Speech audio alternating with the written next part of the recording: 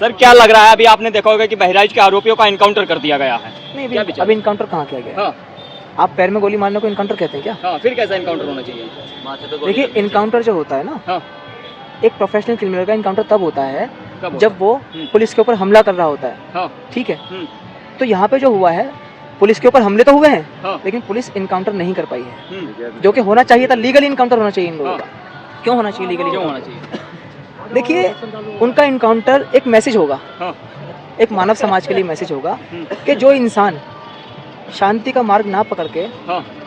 अशांति का मार्ग पकड़े और मानवता को एक मजाक बनाकर छोड़ दे, हाँ। जो कि उन्होंने किया। मैं आपसे एक बड़ी छोटी सी बात पूछता हूँ, यदि मैं आपके घर की छत पर चढ़ूंगा और आपको पता लगेगा कि मैं आपके घर की छत पर चढ़ रहा हूँ, तो आप मुझे रोकने का प्रयास करेंगे कि नहीं करेंगे? बिल्कुल करेंगे।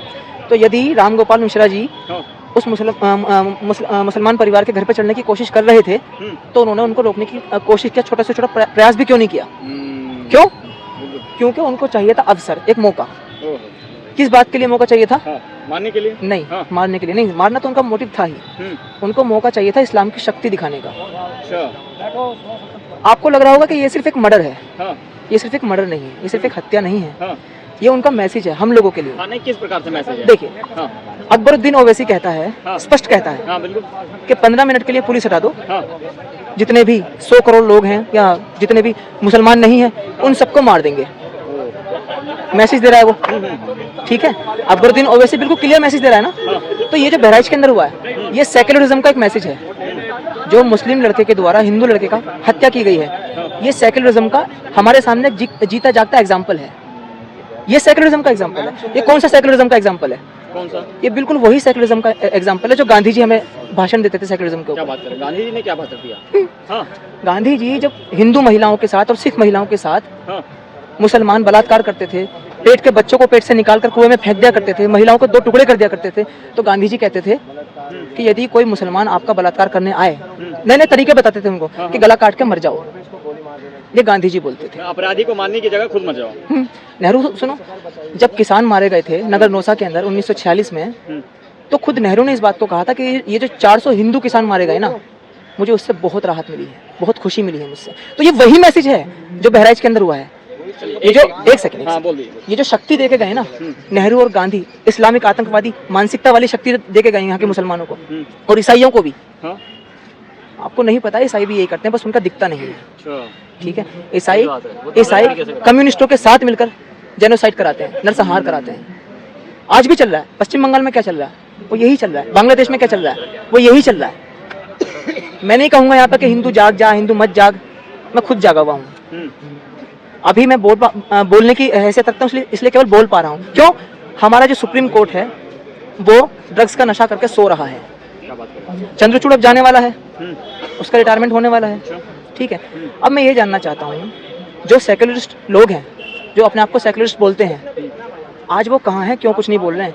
क्यों करीना कपूर नहीं बोल रही है ऑल राइज ऑन बहराइच, जैसे उसने मुसलमानों के समर्थन में लिखा था, जो मुस्लिम आतंकवादी इजराइल मार रहा था, सबने लिखा था, पूरे ज्यादातर बॉलीवुड के बड़े बड़े सुपरस्टारों ने लिखा था। आज कहाँ है वो? किसी ने बांग्लादेश के बारे में क्यों नहीं लिखा ऐसा? पश्चिम बंगाल के बारे में क्यों नहीं लिखा ऐसा? जिन लड़कियों को मार दिया जाता है बलात्कार करके मुसलमानों के द्वारा, हमारे सामने सैकड़ों केसेस पड़े हुए हैं ऐसे। तो आप इसको सिर्फ एक मर्डर ना समझें। एक बात बताइए मुझे, जब 2014 में अखिलेश की ही सरकार थी, कहाँ? यूपी के अंदर, उत्तर प्रदेश में, तो वहाँ 2 दलित जो मौर्य वर्ग से, जो ओबीसी वर्ग से आती थी, दलित महिलाओं के बलात्कार करके उनको पेड़ से टांग दिया गया था। मुझे नहीं पता आपको याद है कि नहीं याद है? मुझे तो नहीं याद है। ये फैक्ट है, इसके ऊपर फिल्म तक बनाई है और उस फिल्म में भी झूठ दिखाया गया क्या कि दलित महिलाओं का बलात्कार किया उच्च जाति के लड़के ने, जबकि उसका बलात्कार किया था यादव नहीं, उसका बलात्कार किया था एक यादव नहीं। उस फिल्म के अंदर भी अखिलेश के बारे में कुछ नहीं दिखाया गया कि अखिलेश के काल में कितना आतंक था यूपी के अंदर।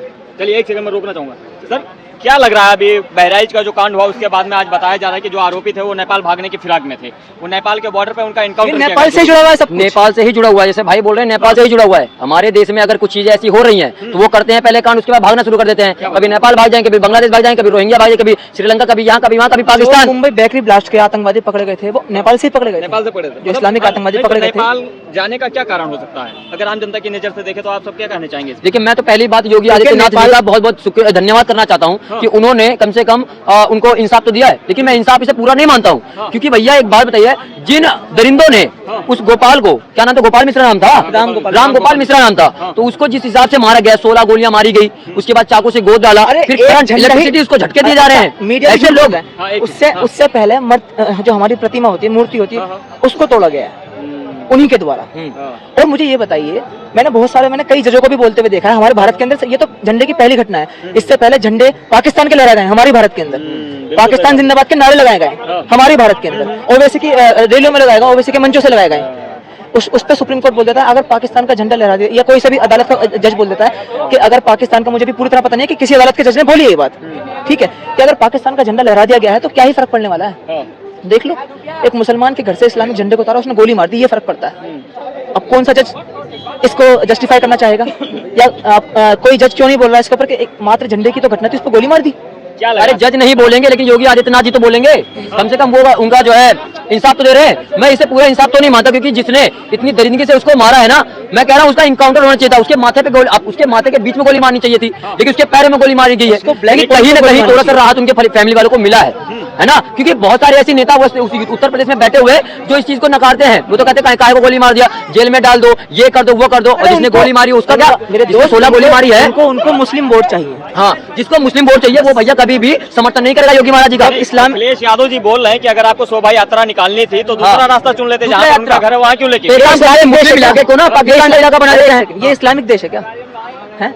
अगर अखिलेश को इतना ही प्यार है इस्लामियों से, तो इस्लामियों को अपने घर में क्यों जगह नहीं दे देता वो? जब इस्लामी मोहित खान जैसे लोग महिलाओं के साथ बलात्कार करते, बच्ची के साथ बलात्कार किया उसने, ठीक, वो भी दलित बच्ची के साथ, उस पर वो क्यों कुछ नहीं बोला? इसलिए कुछ नहीं बोला क्योंकि उस मोहित खान ने उसकी बेटी के साथ, भगवान न करे ऐसा हो, अखिलेश की बेटी के साथ या अखिलेश की बीवी के साथ, मैं नहीं चाहता हूँ ऐसा, ये बहुत कठोर शब्द है, लेकिन मजबूर हूँ बोलने के लिए। ये अखिलेश के किसी भी परिवार के सदस्य जो महिला थी उनके साथ नहीं हुआ, इसलिए उसको पीड़ा क्यों होगी? ये राहुल की फैमिली के किसी भी व्यक्ति के साथ नहीं हुआ, जो बलात्कार हुआ है वो प्रियंका के साथ नहीं हुआ है, ये इसलिए नहीं कुछ बोल रहे हैं। आज जो हुआ है वो राहुल के किसी परिवार वाले को गोली नहीं लगी है, अखिलेश के परिवार वालों को गोली नहीं लगी है। एक बात, हाँ, मेरा सवाल है कि किस प्रकार से आप सबकी नजर में, आम जनता की नजर में बहराइच कांड पर मतलब आरोपी को सजा होना चाहिए? सजा ऐसी होनी चाहिए, सीधा का सीधा उसको इनकाउंटर मारना चाहिए, सीधा गोली मारनी चाहिए, माथे के बीच में गोली मारनी चाहिए, सजा मौत की सजा बताता हूँ। देखिए मैं सजा बताता हूँ, सजा क्या होनी चाहिए, ठीक है? सजा ये होनी चाहिए, जैसे ये बोल रहे हैं उसका तो इनकाउंटर किया ही आना चाहिए, जो देशद्रोही है, जो इस्लामिक आतंकवादी है। लेकिन उसके साथ में क्या होना चाहिए? उसका जो पूरा का पूरा परिवार है ना, जो जिम्मेदार है इसके अंदर, उसके साथ ही है, उसके परिवार की नागरिकता छीनी जाए, भारतीय नागरिकता छीनी जाए, और सारे जीवन के लिए, जब तक उनकी मृत्यु नहीं हो जाती, गल गल कर सड़ सड़ कर उनको जेल में चढ़ाया जाए।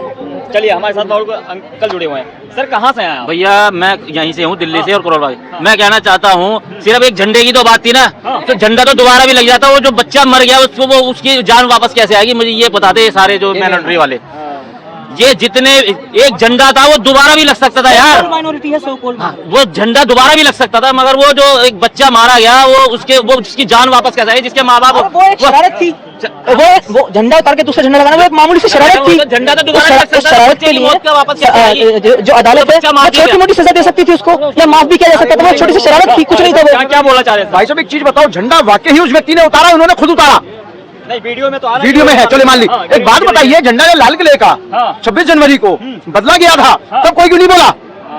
बिल्कुल सही बोला, सही बात है। बहुत बढ़िया, बहुत बढ़िया, बहुत पकड़े। उस समय भी नेता लोग बोले थे कि देश का किसान है, वो जाग चुका है। वो देश का झंडा उतारेगा? अच्छा, तो राकेश टिकैत देश का किसान है? है? ये किसान वो नेता है लोग वो। जो टिहरी बॉर्डर पर महिला के साथ बलात्कार करते हैं, टेंट के अंदर, सो कॉल्ड किसान टेंट में होता है, जो कुंडली बॉर्डर पर बंदे के हाथ काटते हैं, दोनों टांगे काटते हैं, सर काटते हैं, वो किसान है। जो लैम्बोर्गिनी जैसी गाड़ियां लेके आते हैं करोड़ों रुपए की, वो किसान है। आपने किसी किसान के पास करोड़ों रुपए की गाड़ी देखी है? बताइए। अरे कहा है कि किसान नेता है, समझाइए मुझे। इसको 1170 वोट मिले, और उसके जितने पंचायत में लोग बैठे रहते हैं उतने वोट नहीं मिले उसे, राकेश टिकैत को। ये बड़े बड़े किसान के नेता बनते हैं। ये देखा जाए कि आम जनता 1170 वोट मिले। अगर देखा जाए कि आम जनता बहराइच में हुए कांड पर क्या मांग करना चाहती है? मांग यही करना चाहती है वहाँ की जितनी भी जनता है, कि भैया अगर इस प्रकार के जितने भी मानसिकता वाले लोग हैं, उनको तो पहली बार जितने भी लोग उसमें इन्वॉल्व है, उनका तो भाई इनकाउंटर होना चाहिए, जबकि 3 जो है पकड़े गए हैं, 2 का इनकाउंटर हुआ है, उन तीनों का भी होना चाहिए, और उनके साथ में फटाफट फट्टे उनके पिछवाड़े बजने चाहिए। मुझे पता है कि योगी आदित्यनाथ जी का जो उत्तर प्रदेश में इस समय मुख्यमंत्री जी हैं, वो छोड़ेंगे को भी नहीं। उन्होंने सीधे सीधा बोल रखा है कि भाई इस प्रकार के मानसिकता वाले लोग जो अभी हमारे उत्तर प्रदेश में, हमारे देश में है, ऐसे लोगों को बिल्कुल नहीं छोड़ना चाहिए, क्योंकि ये लोग हैं जो हमारे देश की शांति के संतुलन को बिगाड़ना चाहते हैं। अब एक बात बताइए, अखिलेश यादव कहते हैं भैया वो सेंसिटिव एरिया है, वहां से मत ले जाओ, तो कहां से लेके जाए? एक दूसरा सर रेखा खींच देते हैं, एक और अलग एरिया दे देते हैं उनको। ऐसा नहीं है भाई, हमारा भी तो कोई धर्म है। एक बच्चे ने एक झंडा उतार दिया तो आपने उसको गोली मार दी, 16 गोली मार दी। तो अब बताइए, जब हमारे मंदिर हमारे भगवान के मूर्ति तोड़ जाती है तो हिंदू क्या करना चाहिए? गोली मार देना चाहिए, डायरेक्ट मार देना चाहिए? बताइए। लेकिन कहीं ना कहीं देखा जाए तो हिंदू के नेता जो हैं, हिंदू समाज के नेता हैं, वो पीछे हट जाते हैं हर बार, लेकिन दूसरे समाज के जो नेता हैं वो आगे रहते हैं। एक्सीडेंटल हिंदू वो गलती से पैदा होते हैं।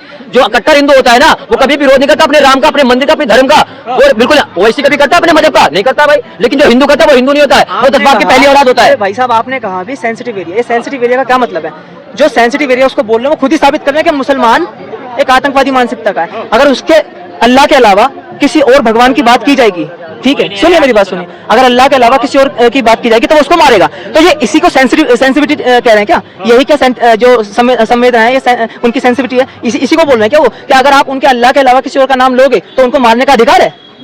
अखिलेश यादव ये बोलना चाह रहा है। सुप्रीम कोर्ट अखिलेश यादव का मेन मतलब है कि केंद्र सरकार और उत्तर प्रदेश की भाजपा सरकार सिर्फ और सिर्फ प्रदेश में और देश में हिंदू मुस्लिम करके अपनी वोट बैंक जो है वो साधने की कोशिश कर रही है। तो हिंदू मुस्लिम तो गांधी ने शुरू किया था। अंबेडकर खुद कह रहे थे कि जब बंटवारा हो रहा है तो सारे के सारे मुसलमानों को पूरी तरह से पाकिस्तान जाना चाहिए। ये अखिलेश जो समाजवादी बनता है उस पर क्यों नहीं कुछ बोलता? अंबेडकर जी ने अपनी किताब पाकिस्तान और द पार्टीशन ऑफ इंडिया में क्लियरली बोला है। क्या बोला? कि जो मुसलमान है, जो सच्चा मुसलमान है, जो जिनमें पांच बार नमाज पढ़ता है, रोजे रखता है, वो कभी भी ऐसे देश के साथ वफादारी नहीं करेगा जहाँ पे इस्लाम का शासन ना हो। अखिलेश यादव इसके बारे में बात करें। मैं सिर्फ इतना कहना चाहता हूँ, अखिलेश यादव हो, ठीक है, वो भी एक आतंकवादी है, ठीक है, क्योंकि उसके काल में बच्चों के साथ बलात्कार होते हैं, वो कुछ नहीं कर पाता, ठीक है। उसका जो पिता था वो भी एक आतंकवादी था। क्यों था वो आतंकवादी? क्योंकि उसने खुद तो लोगों की जानें ली, ऐसे लोगों को उसने सपोर्ट भी किया। फूलन देवी कौन थी? फूलन देवी, अच्छा आपके लिए होगी देश की बेटी, मेरे लिए तो डाकू थी वो। डाकू थी? हाँ, सोइयों मासूम किसानों को, मजदूरों को, बच्चियों को मारा उसने।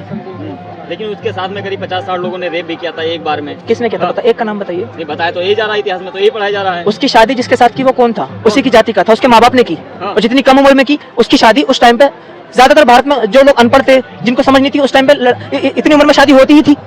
तो एक बात बताइए, अगर किसी लड़की के साथ कम उम्र में शादी हो जाए, जैसा कि मैं मानता हूँ गलत था, फूलन देवी के साथ वो गलत हुआ था, लेकिन मुझे इस बात का जवाब दीजिए, जिसने उसके साथ बलात्कार किया विक्रम मल्ला नहीं किया था ना, विक्रम मल्ला को बताते हैं ना, वो भी तो उसी की जाति का था। विक्रम मल्ला भी उसी। अच्छा एक बात बताइए, अच्छा मेरे एक सेकंड, जिन दो लोगों को ये कहा जाता है कि उन लोगों ने उसके साथ अत्याचार किया, दो डाकू थे जो जनरल कैटेगरी के थे, उनका तो वो कुछ भी नहीं उखाड़ पाई। चलिए, हाँ सर, क्या लग रहा है, बहुत से लोग बोल रहे हैं कि जब भी हिंदू समाज का कोई भी जब भी हिंदू समाज का कोई त्योहार होता है तो उनके ऊपर कहीं ना कहीं पथराव किया जाएगा, कभी कुछ किया जाएगा, कभी मांस के टुकड़े फेंके जाएंगे। तो मैं जो हमारे हिंदुस्तान की 110 करोड़ जो हिंदू जनता है, मैं उन्हें कहना चाहता हूँ, जाग जाओ। 110 करोड़ है भाई, 110 करोड़ जनता जो है हमारी हिंदू, उन्हें मैं कहना चाहता हूँ, जाग जाओ। ये जितने विपक्ष वाले, अखिलेश, कांग्रेस, ममता, ये मुसलमानों का साथ देने वाले हैं, ये हिंदुओं का साथ देंगे नहीं कभी। ये मैं हिंदुओं को जगाना चाहता हूँ और भारतीय जनता पार्टी को भी कहना चाहता हूँ, जो हिंदू की पार्टी बन रही है, इनको भी कहना चाहता हूँ कि सख्त हो जाए, इन मुसलमानों को ठंडा करो भाई।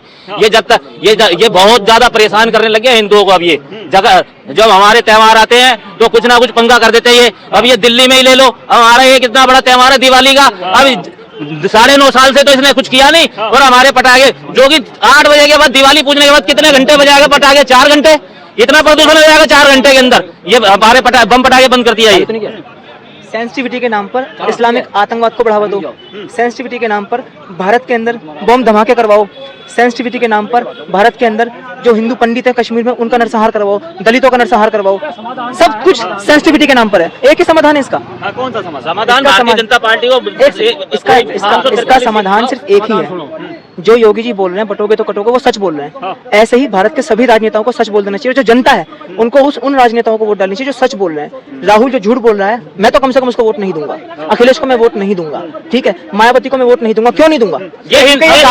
गांधी की झूठी राजनीति कर रहे हैं। ये जितने भी ये जो विपक्ष वाले हैं, 110 करोड़ को जातियों में बांटते हैं, मुसलमानों को भी बांटे जातियों को। एक लास्ट सवाल है मेरा आपसे।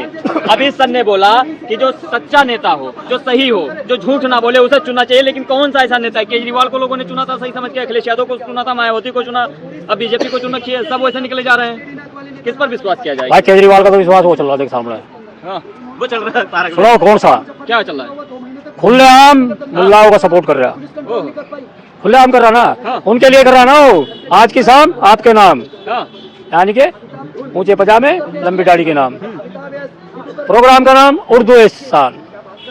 तो जब ऐसे हिंदू इस तरीके की हरकतें करेंगे और सपोर्ट अपने आकाओं को करेंगे तो उनका नतीजा ऐसे ही निकलेगा जैसा बहराइच में निकला।